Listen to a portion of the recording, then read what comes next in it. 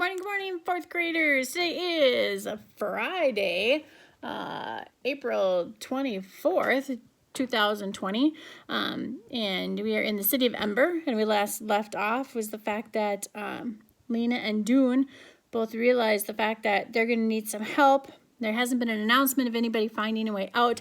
They discovered that Lizzie had the food and that it was the mayor sitting in that locked room. Okay, so let's see. They needed to talk to the guard to report this. Well, she said, smiling at Dune, let's go and talk to the guard. They crossed the square and climbed the steps of the gathering hall. Sitting at the big reception desk outside the door of the mayor's office was the assistant guard, Barton Snood, the same one Lena had encountered her first time there. Snood looked bored. His elbows were on the desk and his chin was moving very slowly from side to side. Sir, said Dune, we need to speak with you. The guard looked up. Certainly, he said. Go right ahead. In private, said Lena. The guard looked puzzled. His small eyes darted back and forth. This is private, he said. No one here but me. But anyone could come along, said Dune. What we have to say is very important. Very important, said Snood. Secret-like? His face brightened. Grunting, he raised himself up from his chair and motioned them into a narrow hallway off to the side of the main hall. Well, what is it? He said. They told him, and as they spoke, interrupting each other to make sure they got in all the details, the guard's eyebrows rose and lifted higher and higher over the top of his eyes. You saw this? He said. This is true, are you sure? He was chewing faster now. You mean the mayor? You mean the mayor is... At that moment, a little way down the hall, a door opened. Through it came three more guards, including, Lena spotted him by his beard, the chief guard. They strode forward, talking to each other in low voices, and as they passed, the chief guard threw a quick glance at Lena. Does he recognize me? Lena wondered. She couldn't tell. Barton Snood finished his sentence in a husky whisper. You mean the mayor is stealing?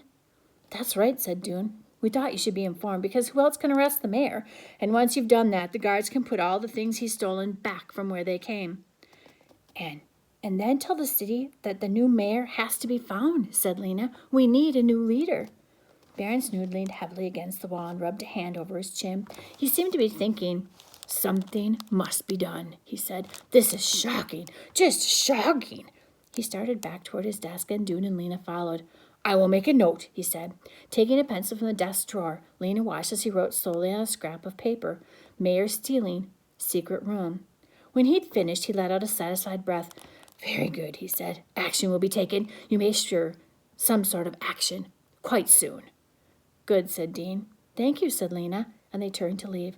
The three guards were standing by the main door of the gathering hall as Dune and Lena went out. The chief guard moved aside to make way for them, and they went through the door and out into the wide front steps. Lena glanced over her shoulder. Before the door swung close, she saw the chief guard striding toward the reception desk, where Barton Snood was standing up, leaning forward, his eyes shining with important news. Chapter 13 is called Deciphering the Message. Dune headed for home, and Lena went in the opposite direction across Harkin Square. The little group of believers had gone, but the protesters with their signs continued to pace back and forth. A few of them were still shaking their fists in the air, yelling, but most of them tramped silently, looking tired and discouraged. Lena felt a bit that way, too. Once Dune said he'd seen a door. She was sure that the door he'd found and the door in the instructions were the same. She had high hopes for that door in the pipeworks, but hoping so hard had made her jump to conclusions, and she'd gone a little too fast. She always went fast. Sometimes it was good, sometimes not so good. Now Dune thought the instructions were nothing important after all. She didn't want him to be right. She didn't believe he was, even now, but her thoughts felt like a mess of tangled yarn. She needed someone wise and sensible to help her sort things out. She headed for Glome Street. Though it was nearly 6 o'clock, she found Clary still in her workroom at the far end of the greenhouse 1. It was a small, crowded room. Pots and trowels cluttered a high table at one end, and above the table were shelves full of bottles of seeds and boxes of string, wire, and various kinds of powders. Clary's desk was a rickety table littered with scraps of paper, all of them covered with notes in her neat, round handwriting. 2 rickety chairs went with the rickety table, one on each side. Lena sat down, facing Clary. I have to tell you something important, she said, and they're all secret. Well, all right, said Clary. I can keep secrets. She was wearing a patched shirt that had faded from blue to gray. Her short brown hair was tucked behind her ears, and a bit of leaf clung to it on the right-hand side. She folded her arms in front on her desk, and she looked solid and square. "The first thing is," Lena began, "that I found the instructions, but Poppy kind of chewed them up." "The instructions?" said Clary. "I'm not familiar with them." Lena explained, and she wanted to explain everything, how she'd shown the instructions to Dune, what they'd figured out, how they'd searched the pipeworks and found the door, and what he'd seen when he opened the door. Clary made an unhappy sound and shook her head. "Oh, this is very bad," she said. "And sad, too. I remember when the mayor was first starting out. He always been foolish, but not wicked. I'm sorry to know that the worst side of him has won out." Clary's dark brown eyes seemed to grow deeper and sadder. "This is so much darkness in Ember, Lena. It's not just outside, but it seems to be inside us, too. Everyone has some darkness inside, yes. It's like a very hungry creature. It wants and it wants and it wants, and it's terrible about power. And the more you give it, the bigger and hungrier it gets." Lena knew. She had felt it in Looper's shop as she hovered over the colored pencils. For a moment, she felt sorry for the mayor. His hunger had grown so big it could never be satisfied. His huge body couldn't contain it. It made him forget everything else. Clary let out a long breath, and a few of the scraps of paper on her desk fluttered. She ran her fingers through her hair, felt the bit of leaf, and plucked it out. Then she said, "About those instructions?" "Yes," said Lena. "They might be important, or they might not be. I'm not sure anymore." "I'd like to see them if you'd let me." "Of course you can see them. You'll have to come home with me, though." "I'll come now if it's all right," said Clary. "There's plenty of time before lights out." Lena led Clary up the stairs and into her new bedroom at Mrs. Murdo's. "Nice room," Clary said, looking around with interest. "And I see you have a sprout." "A what?" said Lena. "Your bean," said Clary, pointing at the little pot of dirt on the windowsill. Lena bent to see what Clary was talking about, and sure enough, the dirt was heaving up a little. She touched the push-up part and brushed away the dirt and discovered a pale green loop. It looked like a neck, as if a creature in the bean were trying to escape, but hadn't yet managed to pull its head out. Of course, she already knew that plants grew from seeds, but to have put that flat white bean in the dirt, to have almost forgotten about it, and now to see it's forcing its way up in the air, wow, "It's doing it," she said. "It's coming to life." Clary nodded, smiling. "Still amazes me every time I see it," she said. Lena brought out the instructions, and Clary sat down at the table to study them. She puzzled over the patchwork of scraps for a long time, tracing the lines with her fingers, murmuring parts of words. "We've got to figure out what seems right to me," she said. "I think Ipwork must be Pipeworks, and Iverb ink must be Riverbank. So this bit must be down Riverbank. There's a big space here to the edge. The edge of what, I wonder? It doesn't mean it down the riverbank, as in walk alongside the river?" "I think so," Lena said. "Or does it mean go down the riverbank itself, down toward the water? Maybe edge means the edge of the water." "It couldn't mean that," said Lena. "The bank goes straight down like a wall. You couldn't go down to the edge of the water. You'd fall in." Lena pictured the dark, swift water and shivered. "This word," said Clary, putting a finger on the paper. "Maybe it isn't edge. Maybe it's something else. It could be hedge or pledge. Those don't make much sense, though, do they? But it could be ledge or even wedge." Lena saw that Clary was no better at deciphering the puzzle than she was.